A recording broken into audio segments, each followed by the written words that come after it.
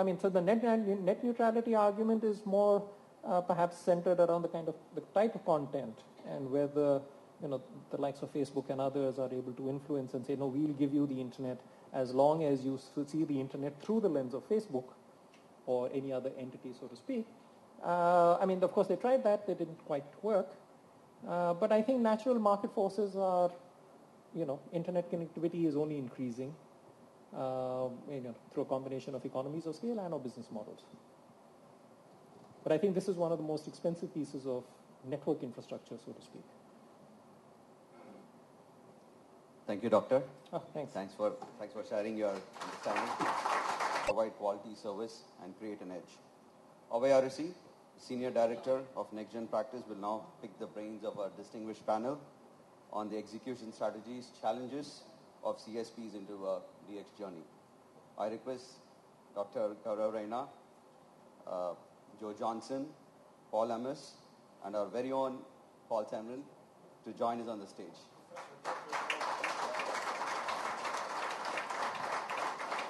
Good evening, all. So, I'll be the moderator for the session today.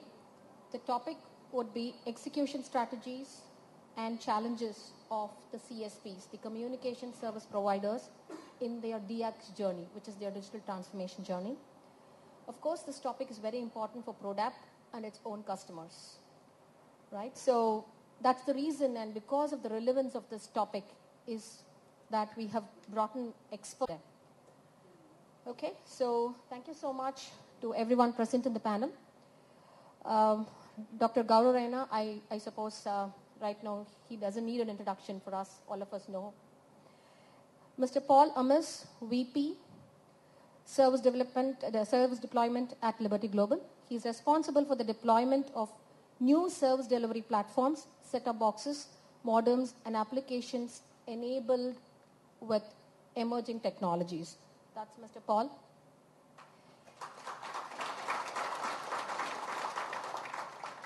So we have Mr. Joe Johnson, VP, Product Development and Marketing at Winstream. He drives the entire transformation journey in Win across the architecture and delivery.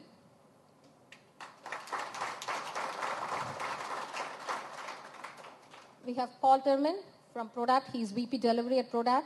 He's responsible for all consulting and transformation engagements in Europe, and he is a technology enthusiast, and he leads all kinds of OSS BSS transformation.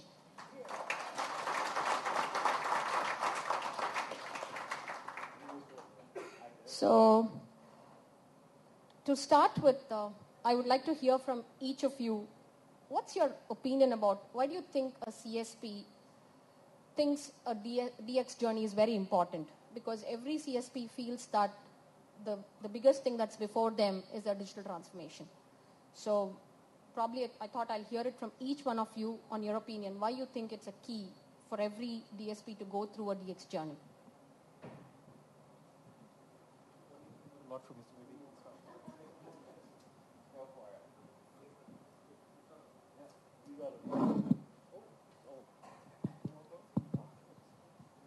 So, Liberty Global and digital transformation. So, I think we're on a long journey here. We're sort of a conglomeration of different cable companies. Some are being sold off right now, so we're still shrinking. But I think the major problem there for us is obviously all the legacy that we inherit and all the different BSS, the different OSS, and also just the basics in data centers, right? So that does inhibit our digital transformation.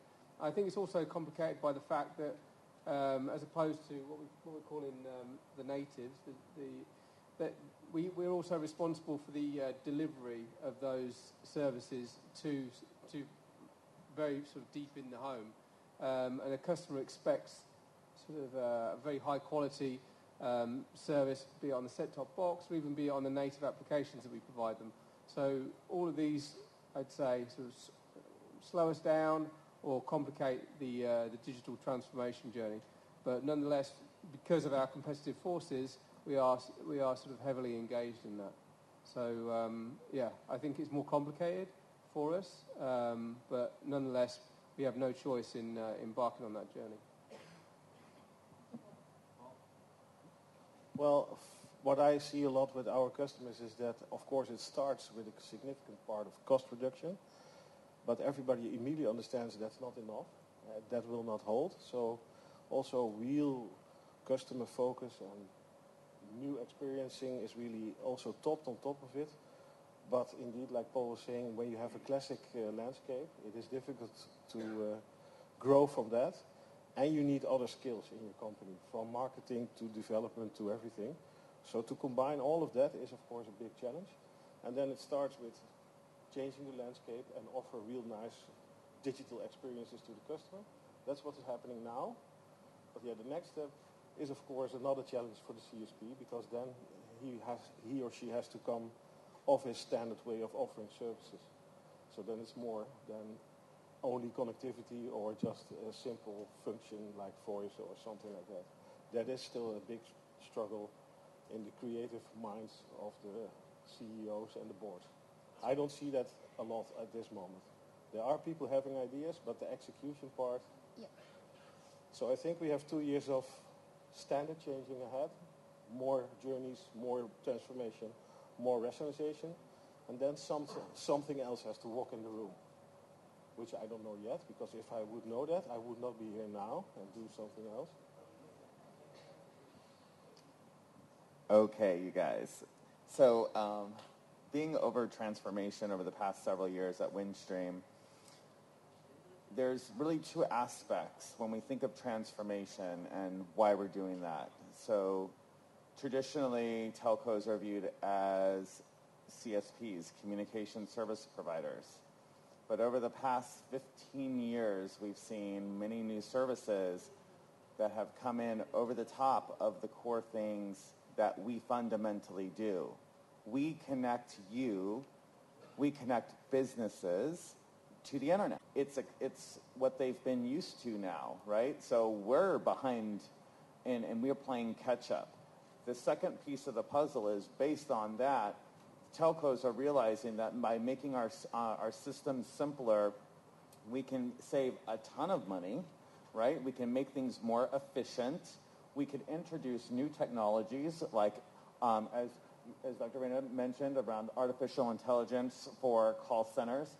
These are all the things that we're going to be bringing to market over the next several years and implementing. So for us, I think, as telcos, it's absolute. It's a must. Our customers are demanding it, and so we're seeing it in all of our products and services, whether it's our video delivery services, video on demand services, our connectivity and speed throughput services, and we make it simple. And so working with you guys, making it relevant to you at Prodact, why is it important? Because you guys build our portal, right? Full brand new transformation, new customer experiences, super simple, easy to use, beautiful. This is what our customers want. Our lead to cash transformation program, our Project Dragonfly, many of you and many of your teams are involved in that effort. And as you can see, we have many layers there. And then when you talk about the networking, SDN, and transforming all of those connectivity services and making things more efficient. Why? What's the use case? To deliver service faster to our customers. So we are now able to deliver a service which could take months, weeks, into days, and hopefully at some point into hours, right? So that's the reason why transformation is so important. Thank you, Joe. Well, the short answer is you have absolutely no option. Two things are changing very rapidly. The nature of communications is changing. So it's not about connecting people anymore. It'll be sort of people to person to person, person to machine, machine to machine. So the very nature of communications is changing very, very rapidly, right? And while that is getting more complex, what you really need to know, or what you need to be able to offer and deliver, and you'll only be able to do that when you understand it, is offer it as simply as possible. And so you don't really actually spending that much time on it. Number one. Second thing is that if you look at what's going to happen over the next decade, or even the next 4 or 5 years, that your 5G is almost sort of here. Right? Now, at this point of time, I'm leading a sort of discussion with the government, both with the Reserve Bank of India and with TRAI, on 5G for mobile banking financial services in India. Okay. And the question that the government is asking is the following. Well, communications was great, and we really force-fitted certain use cases to that communications infrastructure. Banking, for example, in India, now the government is saying, is extremely important. So they are almost asking us to work backwards on 5G standards for this particular use case. So the use cases are now going to get really, really complex. So the communication space is getting complex because it'll go from man to machine eventually, or it's sort of happening now. In the middle, you've got IoT, so that's going to create lots of opportunities as well, and how you do that. But even in terms of use cases. Okay. So now, if you need to, the telecom service providers would really need to understand the requirements of banking guys. That's true. And that's when new things can really happen. So I think that's a fascinating time, and it's, yeah. As you said, that is true because the telcos being the communication service providers, and if they haven't transformed themselves digitally, it is very difficult to cater to their enterprise customers who are going to have the digital transformation journey. Okay, Paul, question to Paul Termen is that as per latest survey, 6 out of 10 CSPs are looking at their partner ecosystem to co-fund and co-innovate in this radical journey. So being in Product, and we are having a lot of telco customers and a lot of consulting engagement, how do you see this, and how do you see this as an opportunity for Product? Because 6 out of 10 CSPs are looking at the partner ecosystem. Well, what I see in Europe at least, I don't know for sure in the US, is that our customers, they want to do it themselves. So they hire own people, again, train them. And what we are working together with KPN, for example, is to come to a system where we help them in doing that. So we come to a more joint way of, so that means that we even educate KPN colleagues and take them on board. I think that is important because also we have to change our business model a bit in this development. If we stick to the situation, everything has to be offsite, I think that's not where they are now. Maybe this will change again in 4 or 5 years, but now they want to get in control again themselves. Yep. And I think we should respect that, and I would say let's stay on board, help them, and let's see what happens after the 4 or 5 years, because I think it still is too expensive to do everything yourself. But for the fundamental parts, they want to be able to control it themselves, and I think we should respect that and help them even. And also adjust our business model a bit to that. Of course, there has to be money. That's important. Yeah, that's to me, I think, the most important part. Besides being knowledgeable and leading and have all your knowledge in place, because otherwise you're too late. That's also very important. But I like the co-creation, to be honest. Yeah, and I think with the profusion of open source as well, right? It allows companies like ours to get control, right? We're using RDK, but you've also got choices around Android for in-home devices. You've also got sort of the whole sort of Apache libraries now, and how they enable all sort of the Kafka, the Sparks, and all of this streaming data platforms. So I think there's now sort of a foundation of software that's available to everybody that can be built on, and that wasn't there 10 years ago. And if it was, there was a lot of nervousness around sort of companies like mine using that to do homegrown, which was sort of a nasty word that everybody, oh, that's a homegrown system, we can't use that, we need to get an Oracle or an IBM. And now that is sort of it's so diverse and so rich that I think it's a great opportunity for all of us, right?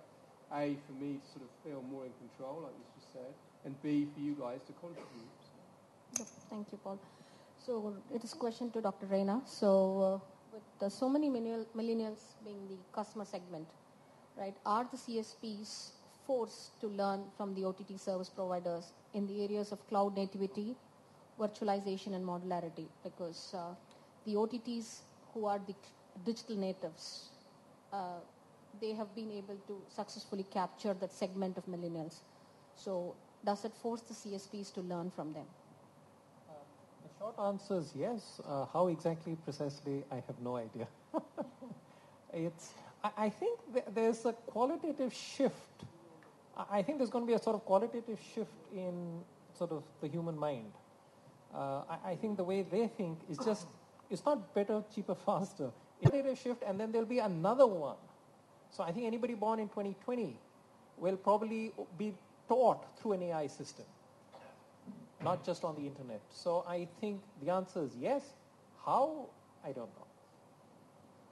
Question, Joe, which is basically, how do you see the customer experience going to transform with the digital transformation? Because I see that there's a lot of customer experience is getting transformed. So how do you see that with the DX? Or rather, what you call it is enabled by DX? Okay. So I'm going to jump in on the last question real quick. I think that when we think about, number one, I don't think of us as a communication service provider. I think of us as a digital service provider. So TM Forum is trying to kind of rebrand CSPs into DSPs. And so digital service providers, because that's what we're doing, we're providing things digitally, right? And so we inherently are learning from those companies in Silicon Valley and those companies around the globe that are pushing the envelope regarding their products and services.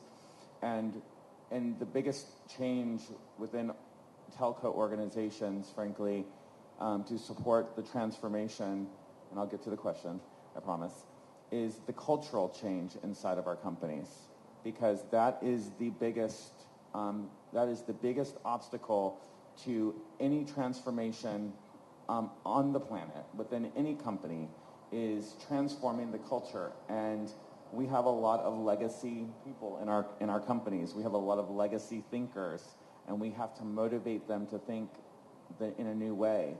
And frankly, if they can't think in the new way, then maybe we just need to replace them with the people that are.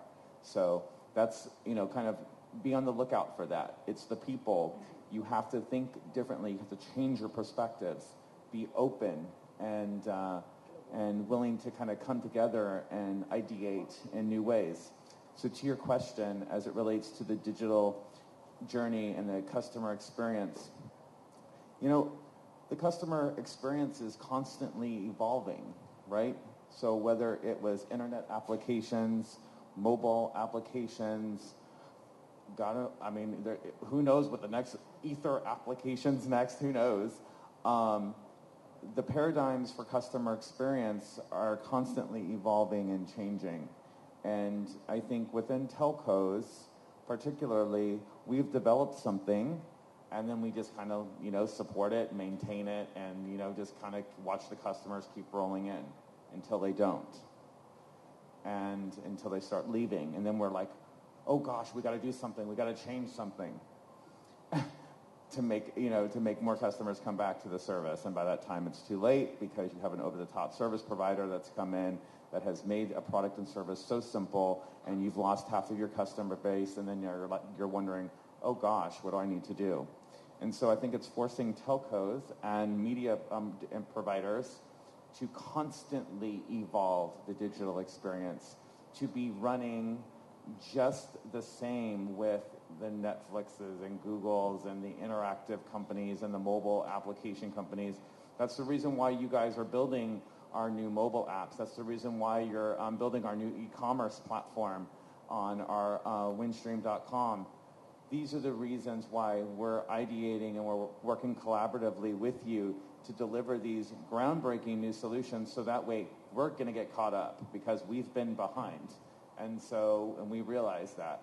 And now they brought me onto our product development side, is to advance the product development side of the house. So be creative and think of new fun products, because I'm going to be talking to you guys this week about some really cool ideas about product development and product software, because I think for us now, a lot of the products that we're going to offer, it's not connectivity anymore, you guys, because we're constantly iterating speed and all that stuff and connections into the homes, into businesses.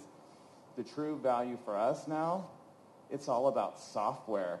We're going to be competing with, all of those Silicon Valley companies. We're going to have to really be creative, and you're one of our key partners to help us do that, right? And so for me, I think we're all about caught up, and now we got to start innovating ourselves, and that's changing the culture from within our own company at Windstream, and we are doing that.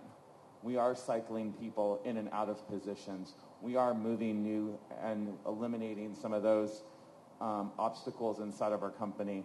So that's what we're doing. Thank you. Question to Paul.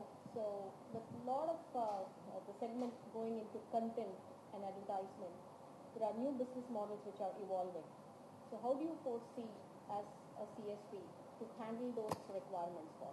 Yeah, so I think as a CSP, we have some disadvantages, right? I think we spoke about that before with the legacy data centers, with the legacy BSS and OSS, and with our sort of obligation to provide sort of a plethora of services, right, with the in-home, the cable modem, the set-top box, but maybe it's just sort of more profitable to just give them an app, right, and a modem or something. So sort of the opportunities there, though, come from all of that, in the sense that all of the data that we accrue from all of those activities gives us a huge amount of insight into how the customer behaves, where the customer lives, what they like. So if we're smart, and if we can utilise all of this massive OSS and BSS stack that we've accrued, and which is actually slowing us back in some areas, if we can use that data, then we can sort of really have informed decisions around advertising.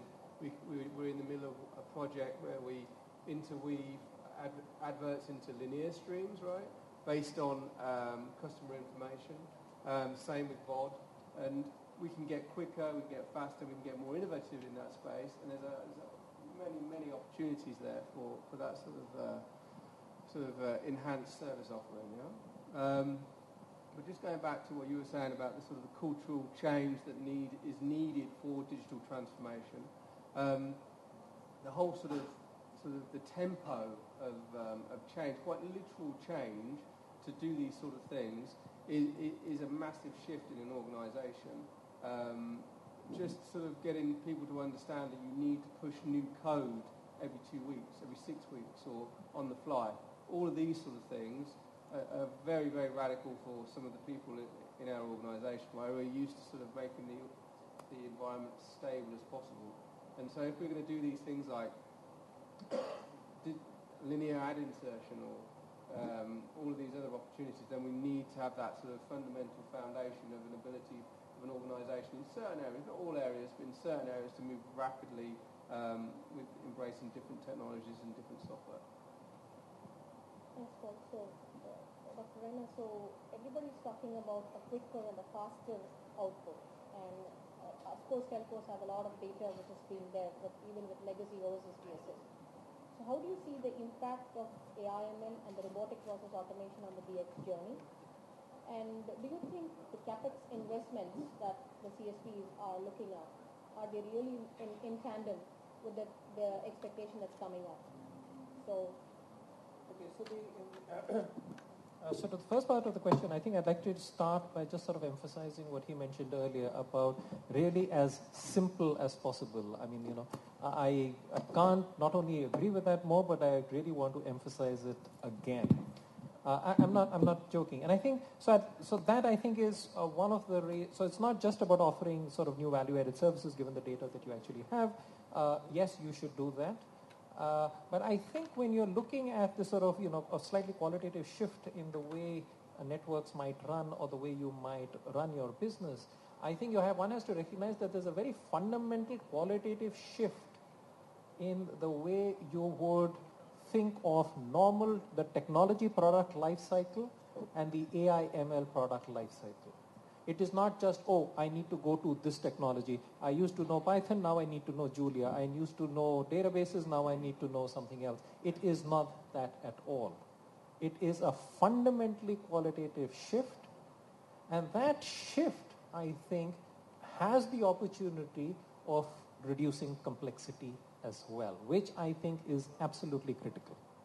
So that's the answer to the first point.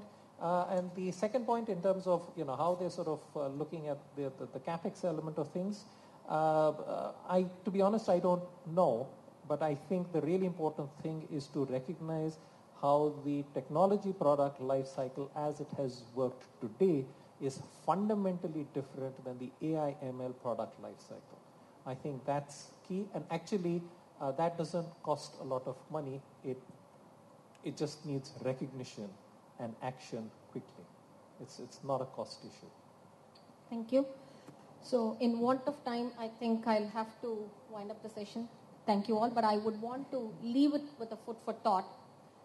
So the digital natives like the Facebooks, the Netflix, and the Apples, what they do actually is that they constantly track the performance of their digital initiatives and use that visibility to fine-tune their strategies, goals, and investments.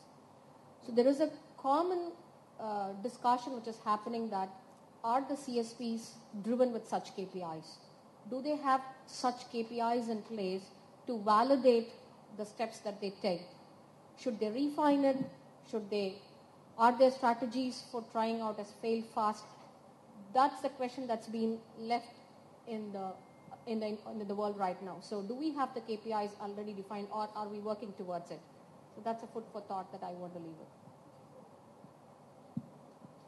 Do we answer? Or? Go for it. Answer it. Come on. Well, I think based on what we've just been discussing, right, if you want to sort of put in place this ability to change rapidly, your customer sort of offerings, if you want to be able to sort of innovate rapidly, then you need to measure success, right?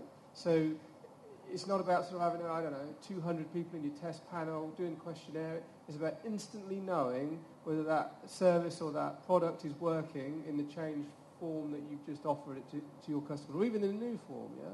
And the only way you can do that is by accruing all of this data and setting yourselves all of these internal KPIs to see what, on video, the buffering rate, the bit rate, all of these things, the amount of time that people spend opening a video. It's very, very, I think not very, very easy, but it's quite easy to understand what a customer's quality of experience is, and you can capture those now in many means. So yes, it is. So, following up on that, I totally agree with everything you said. And I think that right now, I would say if I looked at a lot of telcos, we probably don't have enough of the KPIs. We track a lot of things, but I think we're quickly evolving in the things that we are tracking, right? So when we look at our KPIs, when we look at our customer feedback and starting to bring all that together, linking that into the various data components and trying to interpret the data in different ways. I think that is the key, right? Because I think it's looking at the metrics, but then, building the patterns differently to generate different outcomes. I think that's important. For example, we just got done deploying a really cool software piece for our field dispatch capabilities. When our technician goes out to do a service repair or an install, we proactively send the customer a text. The customer can click a link, and immediately it will launch a Uber-like experience for that customer on their mobile device, independent if they have our app or not, and it will show them exactly where our tech is, how soon they will get there, and they can communicate real-time with the tech if they're running late experience. So now we're doing real-time capture of that installation and or service repair, and if we have a certain threshold, so if the customer rates it a poor experience, that will go into a queue right directly to a call center. That call center person will call that customer and immediately make it right for that customer, because we do not want the customer journey to start on a negative experience. We want to make it a positive experience. So that's how we're using real-time data to fix that customer experience, so we can always lead with that most positive image of our company for the customer. And fortunately, most of the installations have been 5 stars. So, but yeah. Thank you. Thanks to both the Paul, Joe, and Doctor. Thank you so much for your time.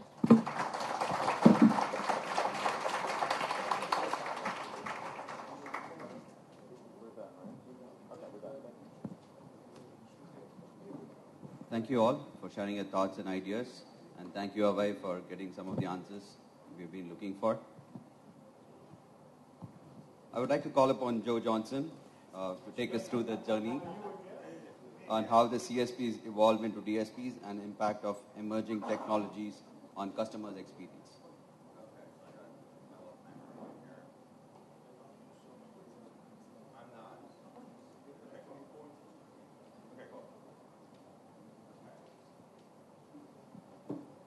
Can I use one of the mobile mics? Okay, cool. I'm gonna use one of these because I don't like to stay fixed to a podium because I like to walk around. Hi everyone, my name is Joe Johnson, as you probably already know. I work at Windstream, and I just, at the beginning of the year, moved over to our consumer division, where I'm over our product development and our product marketing organization.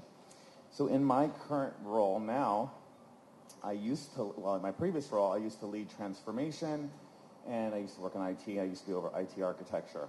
So every couple of years, I moved between IT and marketing.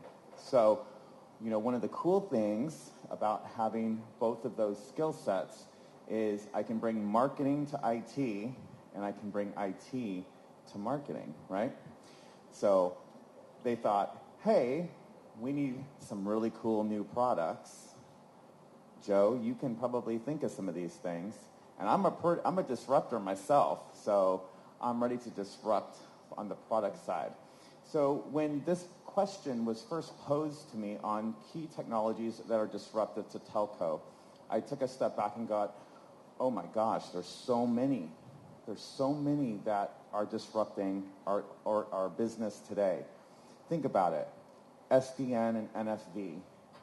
This is how our engineering teams are recalculating the network, making better quality of service. So everything that you spoke of earlier. When we think about blockchain, right? You hear a lot of things about, all the Bitcoin and all that stuff going on around the globe.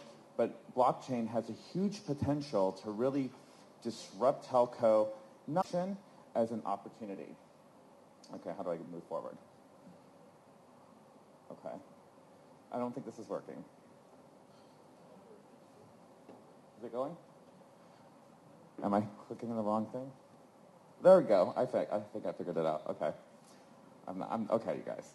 Okay, so when we think about Internet of Things, right? Internet of Things, everybody's talking about it. How many of you guys have something smart in your house, right?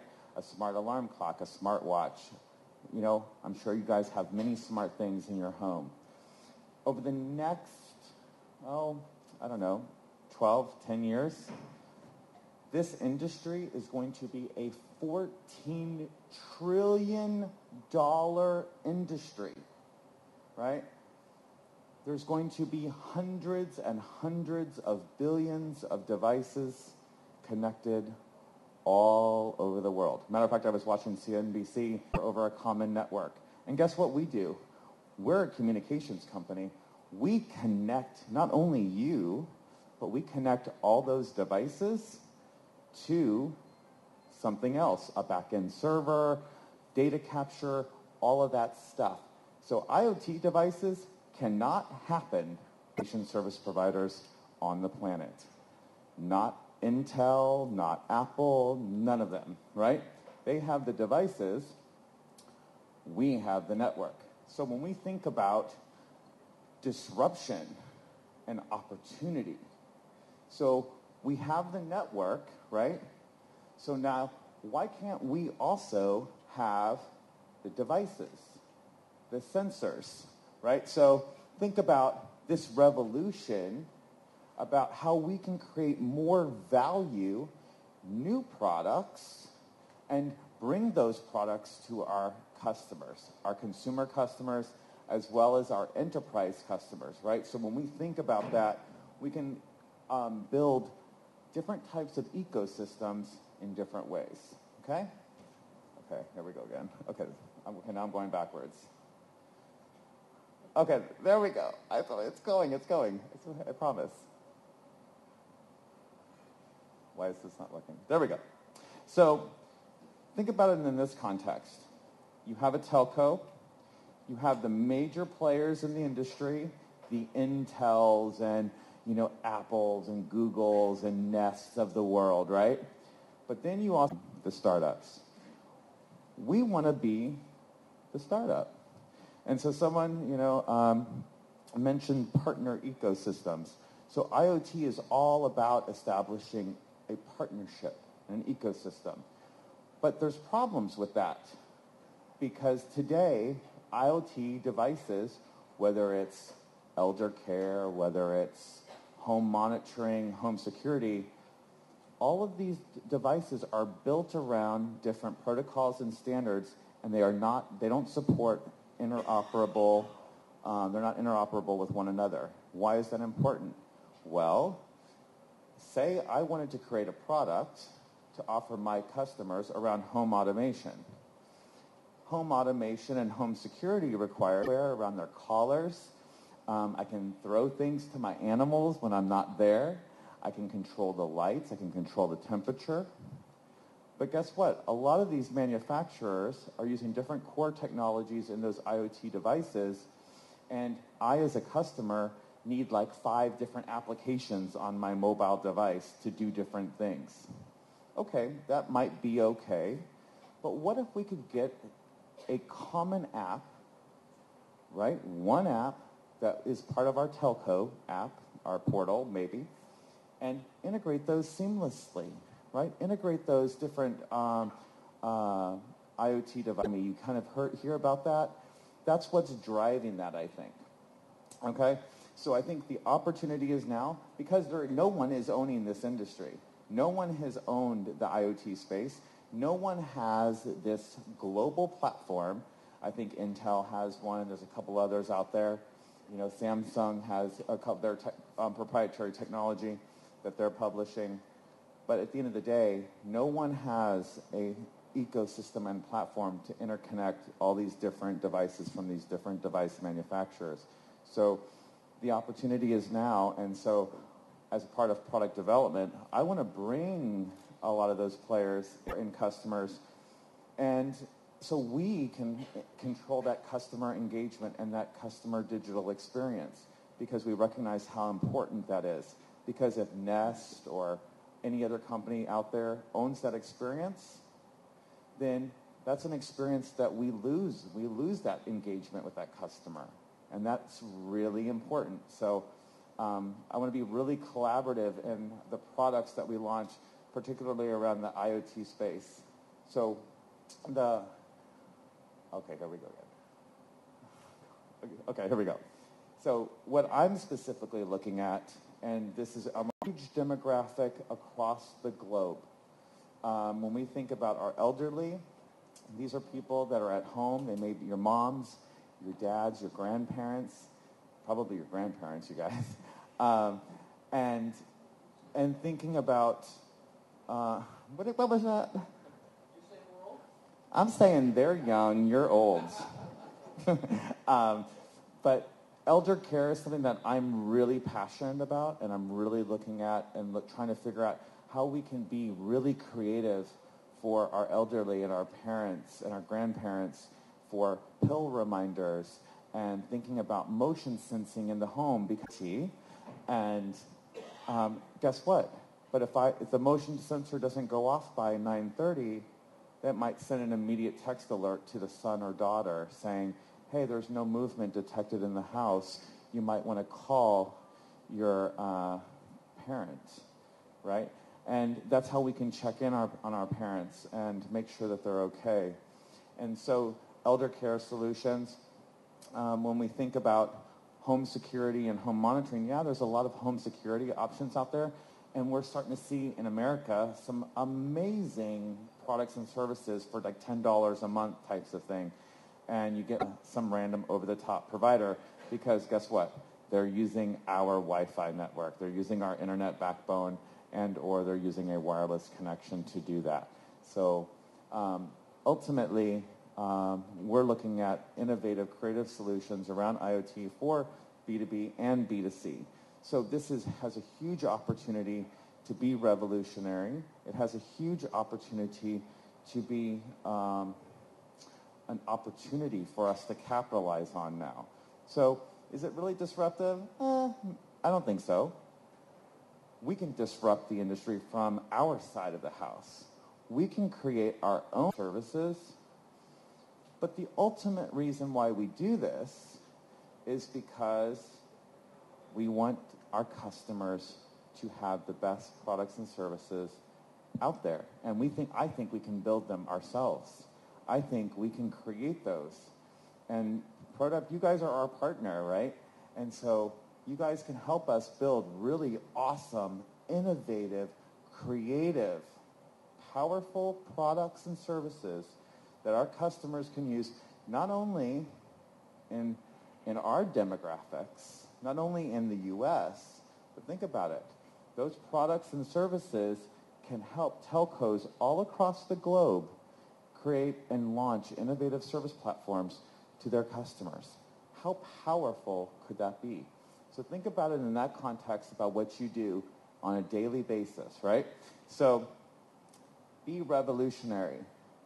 Think way outside the box. So earlier when I mentioned about some global buffer, you know what? Yeah, it is different. And yeah, it does require a re-architecture of the entire internet. But guess what? Someone needs to start thinking revolutionary, right? Evolutionary.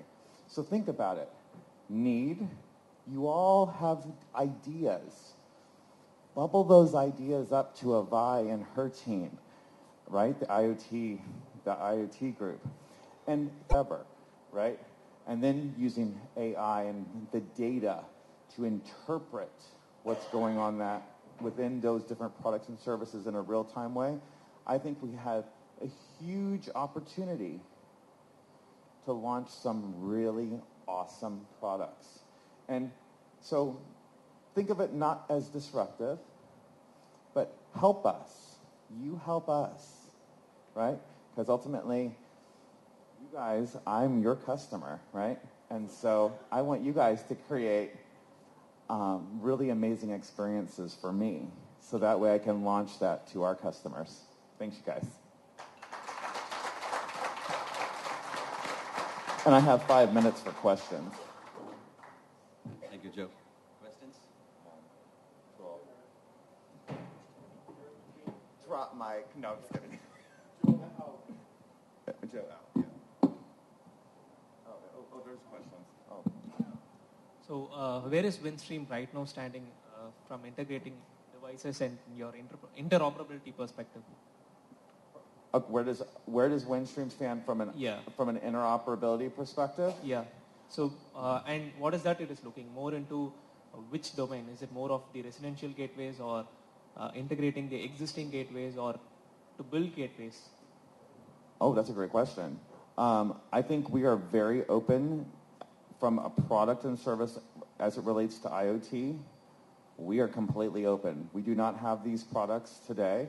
So whatever needs to happen to support whatever we create, I'm going to support, right? So if we need API gateways to interact with third-party ecosystem providers, device manufacturers, technology and vendor providers, yeah, I'm completely open to a new architecture.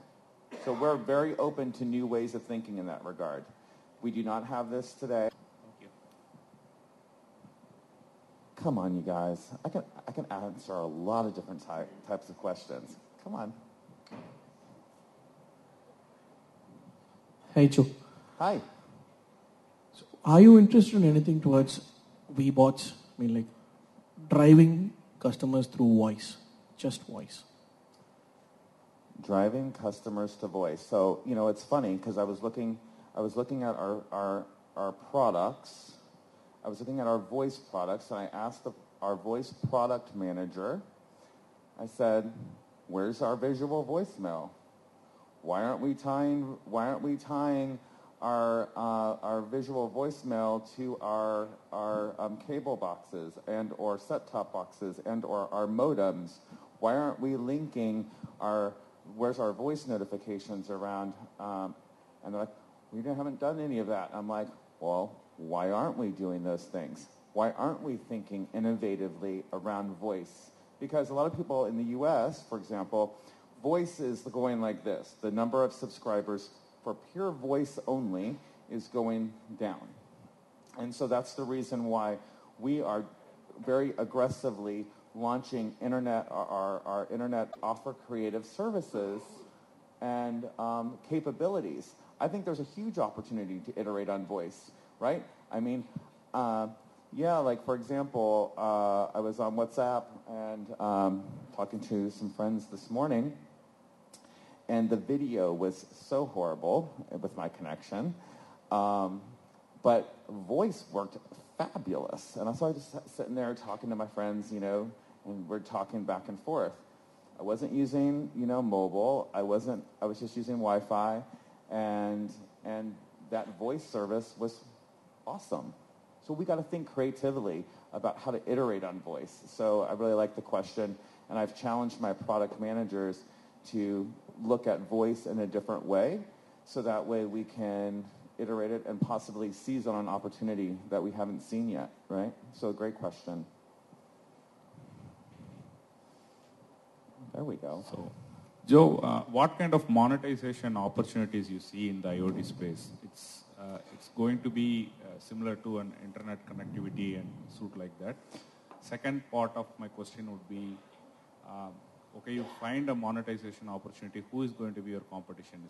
Do you see the fellow DSPs as your competition, or again the companies from the digital native world is going to be your competition? Fantastic. So I'll be really honest with you. So from a product development perspective and a product marketing perspective, the reason why I want these other products in our mix and I want to offer these to our customers is because I'm very passionate about the healthcare space. I'm very passionate about patient and elder care monitoring.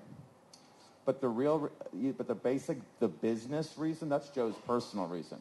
But the business reason on why we offer all of those products and services is because it makes the internet experience, the internet that internet offering, right? So from that perspective, the core product that we offer within our consumer business is internet. We layer voice on top of it. We layer TV on top of it. We will layer IoT on top of it. We will layer infotainment, entertainment across the board on it. But the root product that we offer is internet. And so everything's been built to monetize into the valuation of our internet products. And where we can then bring value to the customer is as they layer on additional products and services, we can then increase our monthly ARPU with speed upgrades, right? So offering faster speeds, 100 meg, 200 meg, 300 meg, gig service to our customers that go at premium rates. On the second question that you asked, particularly around who do we view as our competition, yes, for example, in many of our markets, in view this world in a different space, because once we start playing in the software game, it's not just telcos and cable companies, it's also software companies, right? Software companies are now, we are competing with, Intels and Googles and Nests of the world, right? And everybody's like, oh my God, Joe, how are we going to do that? Well, you know what? We're going to do that because we have some really awesome developers here in Chennai, here at Product, some really smart people that are going to help us succeed and launch some really amazing products. So everything that you and your teams do on a daily basis for us is going to make that difference. So, it just sends chills up and down my spine when I think about that, right? And everybody and all your teams should be so excited because ultimately you're helping us compete with Apple and Intel and Google and all those folks. So think about that. You're competing with them too. So, let's win this together. Thanks, you guys. Thank you, Joe. Thanks for sharing your vision and importance of products, role in mainstream's journey. I'd like to request our President, Harsha Kumar, to give away the mementos for our guests.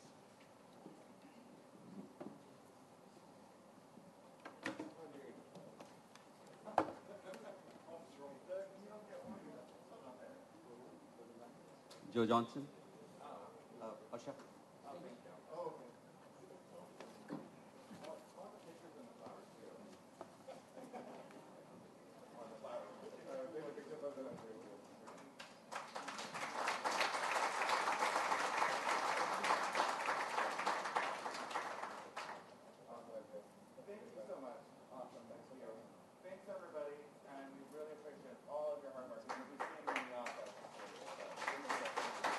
Dr. Gaurav.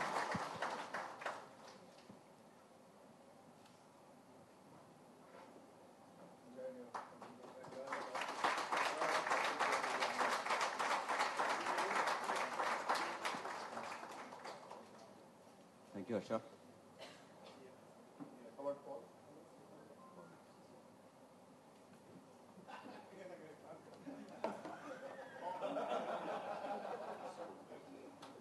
I would like to thank all our guests for this evening, and a special thanks to the Ingenious Connect core team who has made this tech event a grand success. I thank you all once again for this wonderful evening. We also have high tea served, so please help yourself. Thank you.